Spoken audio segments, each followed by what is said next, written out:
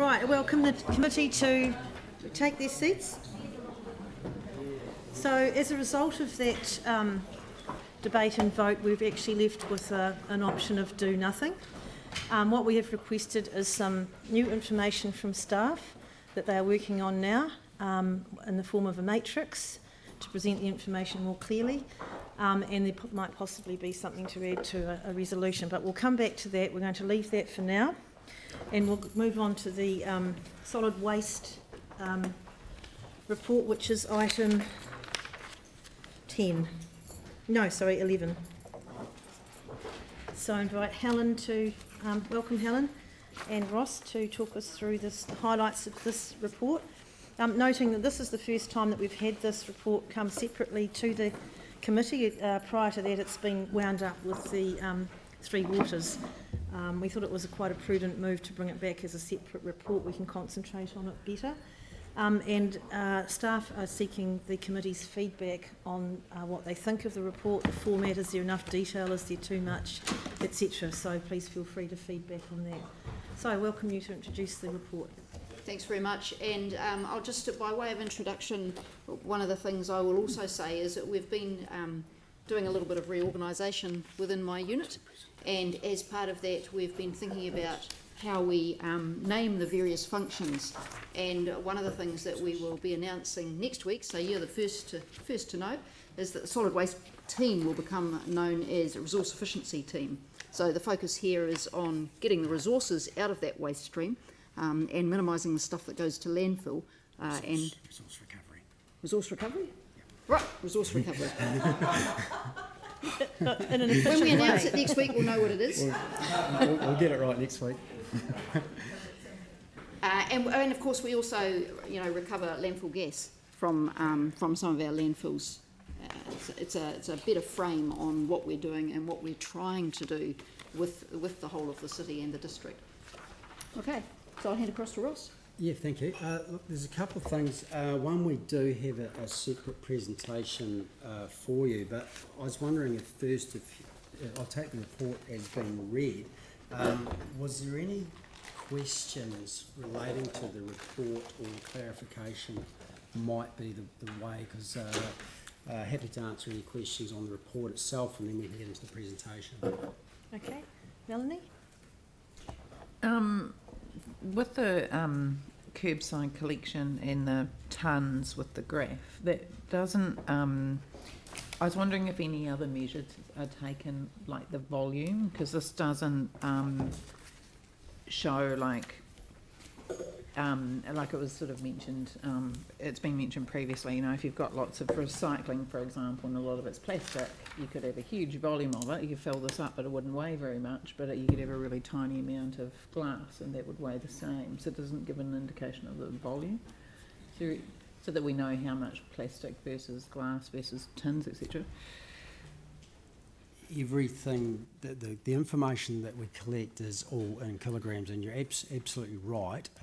It doesn't, when you get to plastic, there's a huge amount of weight required to give you an idea of what the actual volume would be. But with the collection trucks, with the recycling, it comes in over the weighbridge, so we get a tonnage for that truck. Everything's reported from our processor in tonnes or kilograms, so we don't have that volume. We could do a conversion if that information is helpful, particularly with plastics, but at the moment everything's recorded as weights. So is there any way for us to have an understanding of what proportions then maybe of recycling is different types of material? Yes, we do. We can report on that. We have a breakdown of that material. That would be good. Yep, absolutely. I mean, off the top of that in my head, plastics is around about sort of the 5%. The bulk of what we collect is mixed paper, cardboard, which is about 42%. Right. Thank you. Tim? Yeah, thank you. And thanks for the report. And on page 61, table 1 is great, but just under that with customer requests, on the hills, a couple of times I've had people, and I've forwarded them with regards to, and they're generally elderly, and one woman had 2 small 80-litre bins, and she was told, and they'd only collect 1, but they said she could get 106, the larger 160 bin. 140, yep. But she said she's too old, and I've had a couple of these that are getting older or less nimble, shall we say, and it's harder to get them up and down steep drives. But I hadn't heard the outcome. So how open are we to kind of working with our customers? Because there's nothing here kind of, I know we've got assisted service and we've got new service, but I'm just wondering, because what we see as a positive, as in this person or these people are wanting to do the right thing, but now are physically almost unable to because of the size of the bins. Are we working with waste to kind of allow this kind of thinking outside the box? We would really like to be able to provide the best service we can for the residents. We do have the bylaw, which specifies what we can and can't do in that respect. But we would like to think that on occasion we could offer a solution to people. What we find though is that if we offer a solution to someone, then we have to offer that to everyone. So we tend to stick with what is in the bylaw. I would like to see some more flexibility in that. We will be reviewing the bylaw. We want to take a lot of that prescriptive how we can do that out of there, so that will allow us that flexibility. We do talk with our collections contractor, Waste Management, to see what potential solutions that we can provide. With the assisted service, for example, the bylaw only allows us to provide a rubbish bin. We don't provide the organics or recycling, which to me seems a bit counter sort of what we're trying to achieve. You know, if we can provide these other services as well. Yeah. Yeah, no, because I thought, absolutely. Because I mean, it is really the hill suburbs that this is, whether it's Littleton, Sumner, Westmoreland, or Cashmere, or Hunts, whatever it is, because the steepness is the issue. And I'd imagine that Littleton being, I don't think there's too many flat areas in Littleton at all. So, you know, I just think there's a difference to those hill suburbs than there is to the flat. Yeah, absolutely. Obviously there is. What we have done in previous occasions is we have looked at going outside of the curbside contract and a private contractor, and applying for funding, rural fund or whatever funds available for that purpose. But within the constraints of the curbside contract, we don't have that flexibility at the moment, but I'd like to think that we can get there for these circumstances. Because there is quite a bit of ingenuity on the hills if you look at the things put on back of cars to get the bins up and down driveways. But you know, for our ageing population, you know, it has been identified to me as in our community board that there is an issue rising, and we've got to be ahead of it, hopefully, because the people are wanting to do the right thing. It's just that it's physically getting harder for them. Well, I'll be happy to look at developing some sort of a guideline, whether it, I don't know if we can do it by age or whatever, but or a health condition or whatever, that we can. We need some assessment in there that and potentially provide that service. Thank you, because I'm sure that Anne and Sarah and Andrew and those hill suburbs are going to be coming more to the fore with us. But thank you very much. And I think that's a good point that Tim makes. There's always got to be exceptions, and I think so long as they can validate and justify the reasons that they need to be treated a bit differently, we should be looking at that. It's only right. So we've got Anne, Aaron, Yanni. Anyone else?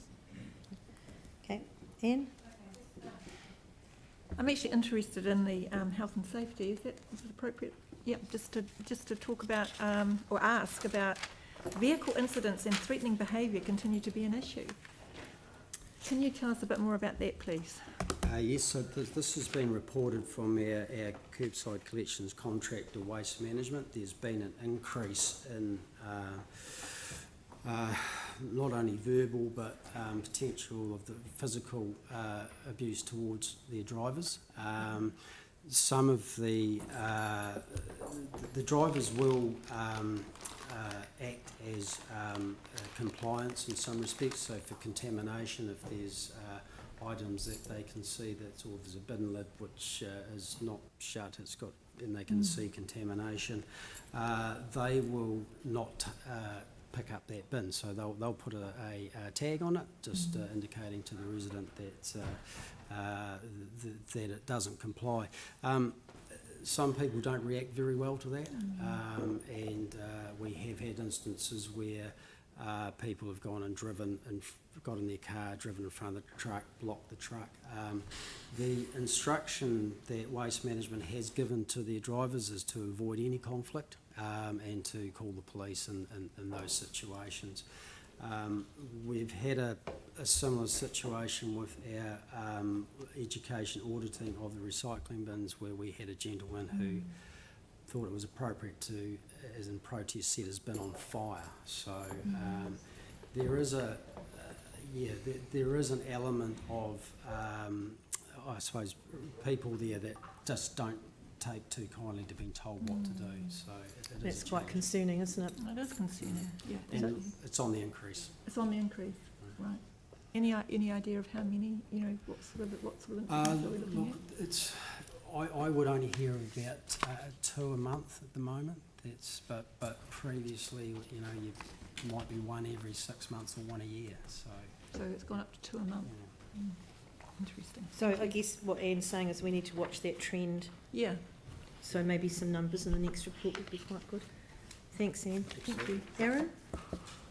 Yeah, good follow-on, because it is regarding one of those angry people that contacted me their red bin allocation, and they said that the council's policy was under no circumstances can you get an extra red bin or a larger red bin, and their beef was around they have a disabled child who's now a teenager who wears nappies and will for their whole life. Because of disability, they're quite large, they eat a lot, even though they're tube fed, they soil a lot. But we have no exemption for that. Why is that, and are we changing, and if so, when? Yeah, look, good point. The reason it's there is it's historic. It's been, and like I say, it's in the bylaw. I would like to see that we can have some flexibility around people's personal circumstances. What we are hoping to, with the new hybrid system in council, we will have the ability to provide different services and invoice for different services accordingly. What we do find with the red bin, for example, is that part of our contamination in the yellow is once the red bin's full, the excess goes into the yellow. So part of that thinking is to address the contamination and give the flexibility and allow residents to have the appropriate level of whatever service that they require. So we want to introduce that. At the moment, any enhanced service is just with recycling or organics, and the thinking behind that was to limit the amount that could go to landfill, so limit the bin size. So that was the original thinking around that. But like I say, we know there are even large families with a number of kids and the nappies that if there is a requirement for additional, I'd like to see that we can build that flexibility in there. We're not there yet, but it's certainly something we should be able to accommodate. Just timing on that, will that be something this year, or is that in the 10-year plan? So this year we're reviewing our waste minimisation and management plan, and as part of that we want to look at the best allocation of bins to ensure we don't get perverse incentives. So by limiting the red bin, are we actually increasing contamination in the yellow bin? So we're going to look at those options. Right, and can we do anything special for like disability sector, like even with a doctor's certificate? We can certainly look at that, yes. So we're doing that with it by June this year. Right, That's cool. good. Thank you. And Yanni? Yeah, thanks. I was just trying to think on this report where it measures against our waste minimisation target. Not specifically in here, but if as Helen said, we're reviewing those targets at the moment. We did report on that yesterday, and the targets were set back in 2013. So we have. Although there's been some good trends, there's some targets that aren't that. I think that would be helpful on this report. failing on our waste minimisation target in terms of household waste to landfill, as I understand it. We're about 30 kilograms, I think, if there's some from where we want to be.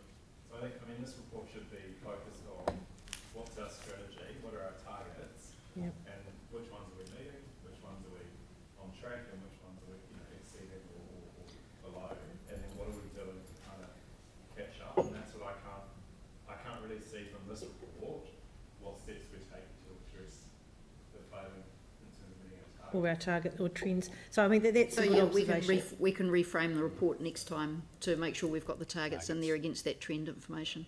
That'd be good because this is exactly the feedback that the staff are wanting on this report. Thanks, Yanni. And the other thing is I was just wondering if we're measuring sort of industrial waste, or commercial waste versus household waste, like where does that fit into? Look, and that's another thing we did discuss yesterday. We're not capturing that as a council. We know there's a significant amount of commercial volumes there. We can measure it through what is received at our transfer stations and also what is received at Cape Valley. So we can report on those numbers, but at this stage we're not really in a position where we can influence a lot of that. We'd like to be able to influence more of that. We're hoping that the landfill levy, with the increase there, and potentially how that may look with some sort of incentive for separated loads, that will assist with the decrease in what is going to landfill. But we can report on the actual total tonnages. That's what for the transfer stations. And you can't be specific about where it comes from, but it's Just on that, you can see it on page 60. You can see what's coming through the bins, which is the grey bar, and what's coming total. So the difference between the bin, the grey line in my report and the blue line is really a mixture of commercial and industrial. Be very hard for us to say which was commercial and which was industrial, but it does give you an idea.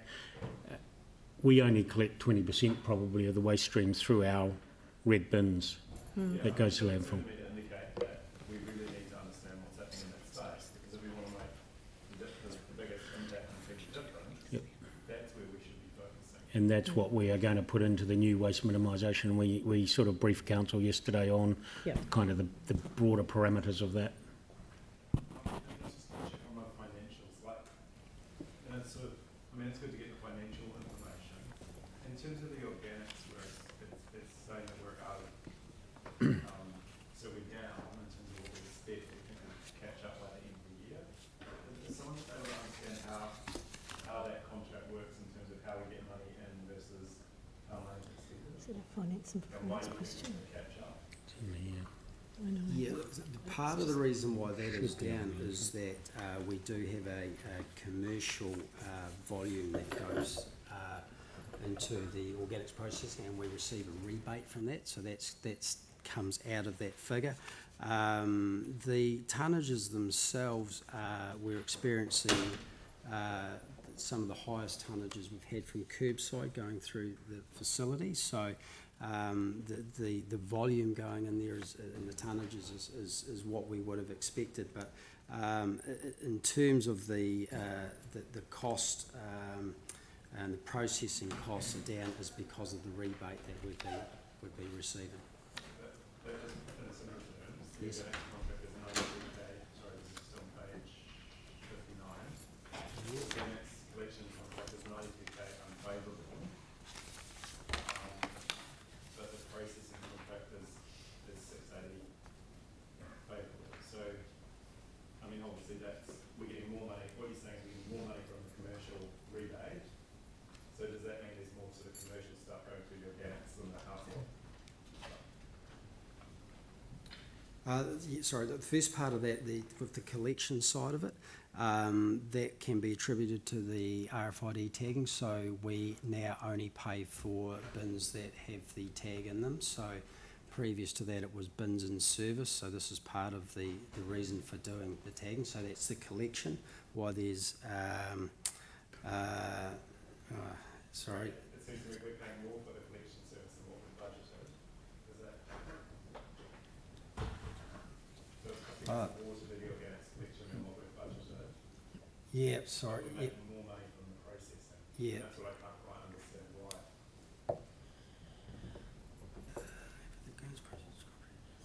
Maybe we don't know any answer to that, but it'd be quite Yeah. interesting to understand. I'm just wondering if the Yeah. figure's correct, or what are you doing, Ross? Are you, Yeah, look, I'm just wondering if that is unfavourable, because we know we've had a reduction. So look, Yeah. I'm happy to come back and Would you? That'd be clarify great. that. if you send us a memo out Yeah, to the Just committee, that'd be clarify great. that. Thank you. There is a sentence on the bottom of page 58 talking about the organics processing and composting is lower than planned year to date due to lower than planned processing costs. So I presume we pay a certain element of processing costs that for some reason that bill's lower. yeah. So we've got the process, but and part of that is the rebate that we get for commercial volumes. So that's the difference there. And just, I mean, you were just asking for some feedback. Yep. I think the other really important piece of feedback we need to know is the life of the contract. So, you know, I think having visibility of when contracts are due or coming up, or, you know, what the status is in terms of the life of the contract is pretty important. Obviously that would give us the ability to know, okay, here's some things we might want to consider. You've heard some of the stuff from Councillor Keown. There might be different things for other first contracts. Okay. No problem. All right. Thank you, We can incorporate that next time. Melanie. Then Jimmy. I was just looking at page 61 at the table of a whole bunch of things, and one of them is about the third one down is about damaged bins, and it looks like that's increasing quite a lot over just over a year. So is this people contacting council and saying somehow their bin is being damaged and they want a replacement? So how are they being damaged? Are they running out of their lifespan, or? It's exactly that they are getting close to what the expectancy was for their useful lifespan. A lot of the damage we get is broken lids now, and sometimes the bin itself will split, or the wheels, that type of thing. The contract we have with Waste Management is that their cost, their expense. So they will log a job. They'll go out and either repair or replace that bin, and that's at their expense. So, Yep. but we will continue to see an increase in those numbers, unfortunately. Right. Thank you. So Jimmy, then Anne. Just mindful of time, committee. Okay, yeah, I just want to echo the question, particularly if we review the on page 60, those are the graph 2. If we saw this trend, you know, it's if those are kind of the curbside organics, you know, they are kind of steadily the increase, and also if the refuse is down, whether also council particularly consider, you know, it's a kind of you know, to promote from the minimized waste to the zero waste, waste free. Whether it's good timing, you know, review those are the kind of policy by law waste, you know, because I heard a lot of people told me that they are short of the particular for the size green bin, like the term he mentioned earlier, whether it can swap with the red bin, you know, because at the moment red bin 140 the liters, but the green bin only 81. It's good timing for them, you know. But now, you know, can All right, be we'll the get an swap. answer to that. Yeah, yeah. So the question about the size of the green bin, the 8 bin and 80 litre? Yeah, so that's collected weekly as opposed to fortnightly, so your red bin's only fortnightly, so you do have an extra capacity there. You can get an enhanced service for the green bin. That is currently done through Waste Management. And you have to pay for it. And you Yes. need to pay for it, and this is something that we want to once. But they pay the rates already. They don't want to relax. The people for the burn, they mention the burn. That's actually the council on, you know, the grass, the bird. Yes. But they kind of mow the lawn on behalf of council. Otherwise, they need to waiting for the 155 millimeters. It's very nice. So is that fair that people still have to pay for a bigger bin when they're mowing the So, council so lawn? that's what we're reviewing. We're going to Okay. review bin sizes, costs, and what's the most effective in terms of the waste minimisation targets. Okay, and you'll throw that in the mix as well. Thank you. Thanks, Jimmy. Good question. Anne? Yeah, just a last question. And is this an opportunity at all, this report, to give some kind of feedback in terms of the education that's going on around? We've got a presentation on the curbside education trial, Yes. so that's to come. And that's going to be, going forward, would those sorts of things be included in this report?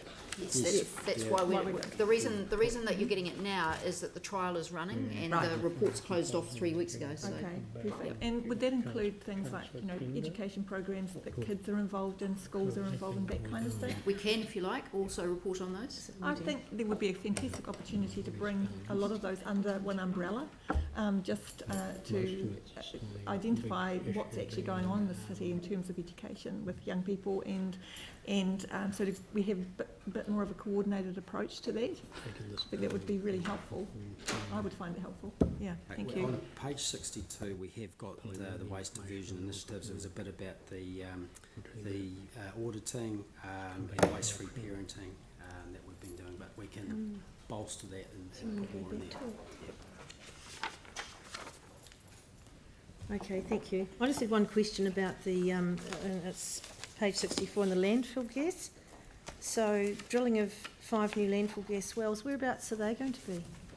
They're They're out at at Burwood. the old Burwood landfill site. So 2 years ago we put down another 10 wells and got quite a significant amount of gas from those 10 wells. I thought So- that was running out. Yeah, the old wells are. Oh, So, okay, Yeah, right. so we So there's- we've there's put gas there. another 5 just to try and keep as Yep. much gas flow as we can out of it. But it certainly is on the overall the landfill being old. It is in decline. Right, okay, thank you. Shall we move to your presentation then? Certainly.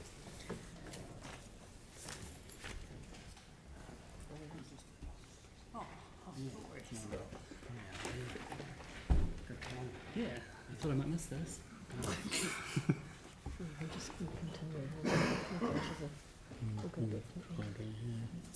Yes, absolutely. So we've just got a brief presentation to describe our curbside education program that we've got running at the moment, and that's in reaction to, I guess, the current situation for recycling. And obviously, here's a little background about where we're at. So effectively, we've had a curbside system in place for 10 years. We're actually doing very well compared to the rest of the country, and that's largely because we do have the 3-bin system, 7.2% contamination rate, whereas others have sort of a higher rate than that, I believe. However, our contractor that processes the recycling can reject material when we have greater than 10% in a truck. So obviously our overall is 7.2, but from time to time trucks do get rejected, and that is at cost to our contractors. So we have to work kind of with them to make sure the right stuff is going into the yellow lidded bin. The next slide just talks through some of the market pressures that are creating this situation. So obviously Chinese national sword changed the market significantly for recycling with an oversupply of recyclables internationally following China closing its gates.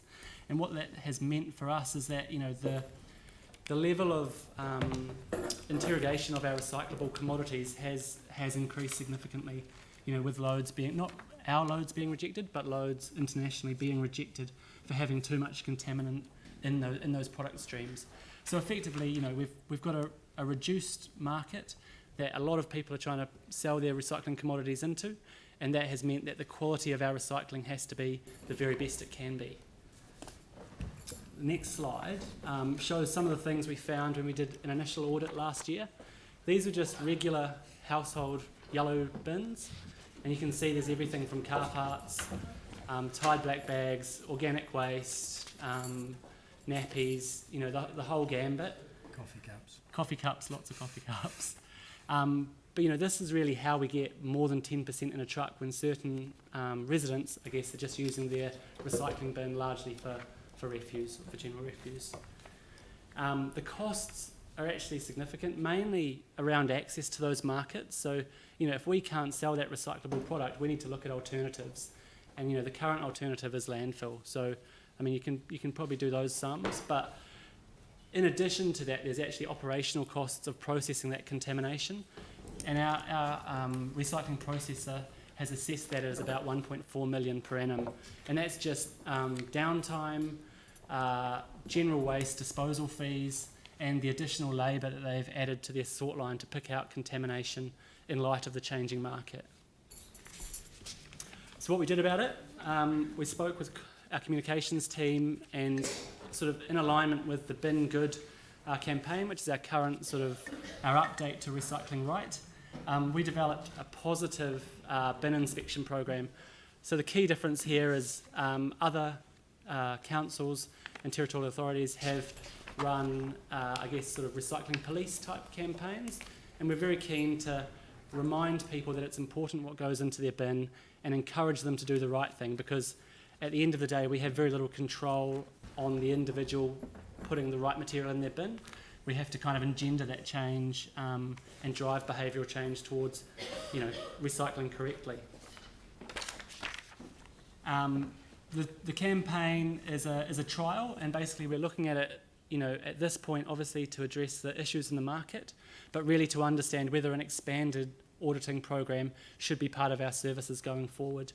The idea is to reach 45,000 households, and so that's through direct mail out. What we found is that by advising residents that we're going to do a bin inspection program and giving them advice about which materials can go in the bin, they're equipped to do the right thing. We don't even need to check their bins because they've got first-hand information that says, hang on, this is how you use your green, this is how you use your yellow bin, these are the materials, and we will be checking. So that's, you know, the blanket approach. It's 45,000 households. What we then worked out, we obviously had some media coverage, which was really, really helpful. And then we've appointed a team of 4 to actually do physical bin inspections. So the idea being that they should get through around 25,000 bins over the 12-week trial, and that being, you know, obviously bins being checked twice, so around 12,500 individual properties will get a bin inspection in this trial. 4,500 a week. I mean, that's based on sort of 800 properties a day. The team of 4 are getting through, and then there's 3, I guess, collateral items that they're provided with, either a gold star if they've done everything right, an education leaflet if they've got a few things wrong, and we've found a lot of residents are putting things like soft plastics, coffee cups, clothing in their bins. So it's quite a straightforward one, just to note what, you know, what those items are and kind of re-educate those people on what material can go in the bin. And then obviously the contaminated tag is part of our regular process. So our contractor will check bins as part of the contract, and they will reject those bins from the collection route if they're found to have too much contamination. And so what we're doing is we're incorporating that into this inspection so that effectively we've got 4 more sets of eyes out on the street, checking those bins and pulling those back so we don't get those contaminated bins into those loads. And we obviously selected areas where we'd had poor performance in the past, with the idea that if we can bring the contamination rate down in those poorly performing areas, we'll I guess, save significantly on the back end. If you go to the next slide, that's just some of the collateral. So the one on the top left is the information flyer that goes out. So again, you can see that it's phrased quite positively. It's not bin police, you know, it's not flashing lights and sirens. It's very much, we're just making sure that you have the right information to use our service. The gold star is underneath. The contamination tag, again, we've framed that more positively than previously. Kind of, instead of challenging residents, you know, and telling them that they've, you know, that they've done the wrong thing and they're going to have their bin removed, which is obviously the, you know, the final stage of that process. It's a long process to get there. We've just tried to say, look, we think you've got a few things wrong. This is what you need to do to use the council service. Sorry. Was there a question? No. Well, that's great. And I really like the way you're being proactive and encouraging people rather than the stick. We've got questions? Sarah and then James. Kia ora. It's been really good, and it's generated quite a lot of interest, which is really good. One of the things, though, that I think has the most impact is when you tell people what happens if you don't do it right. So and it was hard to read from the screen there, and I haven't had mine checked, so I haven't got the thing there. But when you've done the checking in and oops, we couldn't, collect this today because you had this contamination, do we say when bins are contaminated, the whole thing has to go to landfill? Because if people know why, it's not just council being, officious, and it's not just, someone else's problem, we're paying you to sort it. If people know why in the information they're given, they're much more likely to have a connection to it and change behaviour next time. Yeah, absolutely, and that's in the wording on that checking in flyer. Is it?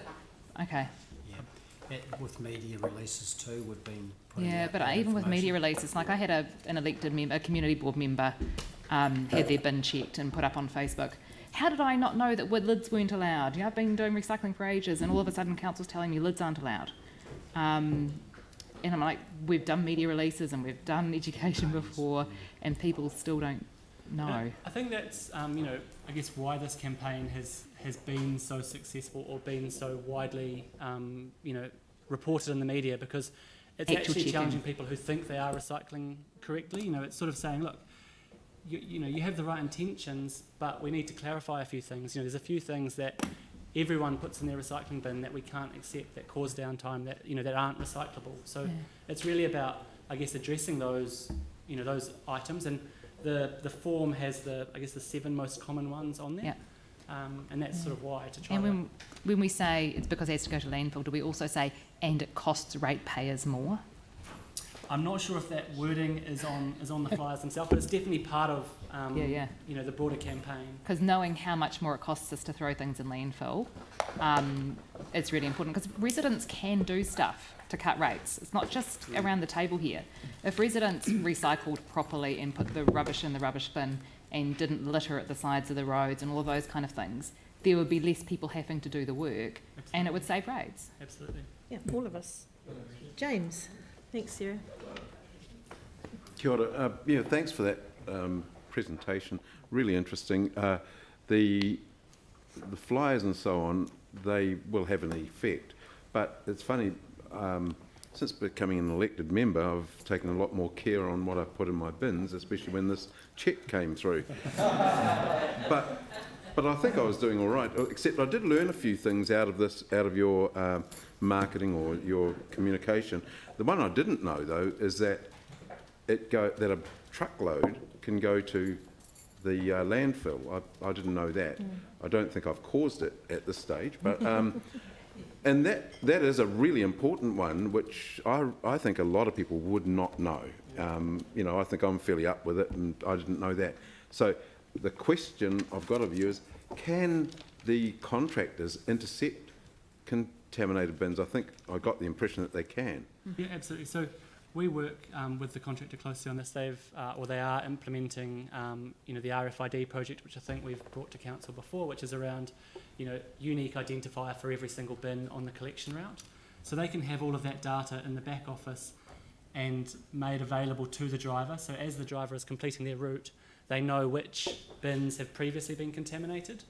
So that's the sort of the ultimate outcome of that project, so that we can have advanced warning before a lift of the status of that bin.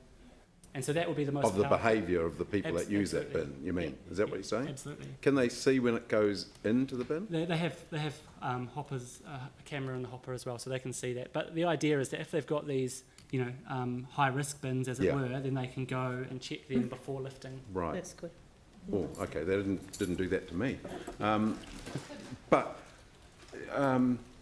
So if they saw something contaminating in the hopper, will they be able to reject that? No. So you just know that it's there. Yeah, so that advanced warning is critical. They need to know which bins are high risk. Right. And get that information so they can check the bins. Cool. It's technology for you, James. Yeah, man. Anne. Cool. Yeah, Annie.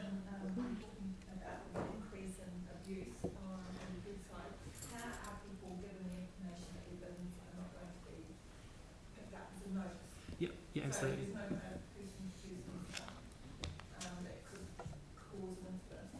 No, so there's a notice is applied to the bin if it's contaminated, and so that details the reason for the contamination and the need to remedy that issue before it can be collected.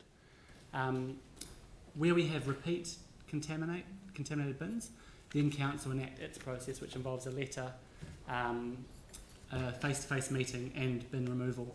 So that's almost the 3 stages that we take, where we have sort of those, you know, repeat offenders, as it were. So I guess one of the issues again is language issues. And that, but can you talk about how to get around that in terms of Yeah, so we yeah, absolutely. So we've just updated our collateral, so the entire, I guess, waste communications collateral. So that's everything from the leaflet through to the bin stickers, obviously this brand, you know, this material, and it all aligns with the pictures that are in the new curbside booklet. So it really is designed to reach across audiences, regardless of, you know, English as a first language. Great. And just finally, I know there are schools out there that have got rid of their bins because they've done such a good program of educating parents not to bring wrappings and things to school.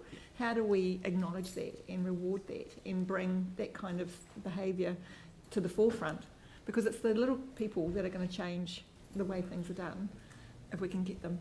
Yeah, absolutely. I think, you know, and we haven't at this meeting, but obviously at the briefing yesterday, but our waste management and minimisation plan will address that kind of broader community engagement around waste and waste minimisation. So this would just be one component of that, obviously much broader. Put it on a newsline or something once a week. Just to your first Winning point. school. Yanni. Oh, sorry. Oh, sorry. Oh, I was just going to say to your first point about the safety of the for the incidents. That is why we have the team of 4, and they are wearing body cameras. So if there is any confrontation, yeah, just to try and well, hopefully that's a deterrent as well. But we have considered that there could become confrontational issues. Right. Thank you. Yanni. I just had a question in regards to the promotion. I see it in the previous paper we've just had, we're in a favourable position because of the budget, because of lower promotion costs, and yet we've just heard you talk about the need to promote. So just mindful of a question that Councillor Daniels asked, I just wonder whether you've got sufficient budget to do the promotion, and just sort of on top of that, I'm also really interested in what you're doing to target communities where English isn't their first language. So maybe if I can talk to the budget there, the reference to reduction in the costs is we're doing a lot more on digital rather than printed material. So we have quite a cost saving in that respect. The reason this is a trial because we have got a budget outside of our normal marketing budget to run this trial. So the cost of this is around about $100,000 with all the collateral and the staff. So that is outside of our normal budget. So as Rowan mentioned before, it's really assessing this after the trial to see if there is value in perhaps including in some form an ongoing education campaign. And I think exactly that, you know, that ongoing campaign would need to include that broader engagement. You know, this is very much expanding on our current program and trialling the curbside inspection as a tool. I think we probably have to flesh it out a little bit if it's going to become a permanent program. So yeah, broader engagement would be required. Yeah, exactly. So we've taken advice on what language are the most commonly spoken, and we've translated into, I think, 3 other languages. And we do, by request, if there is request for other information, we do have one of our team members who will go and speak to groups as well and translate it. But it is really difficult to print or cover all the different languages, so it's really by numbers as to the greatest demand is how we're reacting to that. You know, like if you take the Pacifica community, for example, you know that they've got structures within their community where you can access and share information, you know, generally through the churches. Yeah. And I just want, like, I'm just really mindful of the point that Councillor Daniels made, and I would share it. I still think people just do not understand the magnitude of the issue that we're facing, because we've had so much change over a short period of time that people are just used to what they were doing previously without understanding the difference. So Getting the word out. I really think we need to be doing more. Yep, okay. All right, well, hopefully staff have recorded. I'm very conscious of time, so we've got 3 more questions. Well, I've got to allow questions. Jimmy? Thank you, Chair. Because these rubbish curbside collection, sweeping for 10 years, I remember before, the council upgrade of the digital website, they did have the color and several key language on there. Yep. So give people fully understand. But recently, I didn't see those one. Whether can be considered recover those kind of the photo. You mean on the bin itself? Language. Yeah. Before, Okay. yes. Yeah. But now I disappear. Yep. Disappear. Particularly for the sweeping, collection, those materials. Okay, so there should be are you referring to the labels under the lids? Yeah. That they should, every bin that goes out? Okay, so that's our contract, we check with them to make sure they're doing that, so we'll have to follow That'll up be good. on that one. But we are using pictures a lot more to address the language, so it's a visual identification of the material. Okay, Tim and then Aaron. Just a note that our council website has an ability to do in 15 languages. Yep. Just to say, so if the information in there, it's really good. So, Aaron? It's exactly the same as tin. We Great. just sit here and collude. Questions in one. Okay. All right. Can we have a mover to receive the report? James? Seconder? Melanie? All those in favour say aye. Aye. Opposed? That's carried.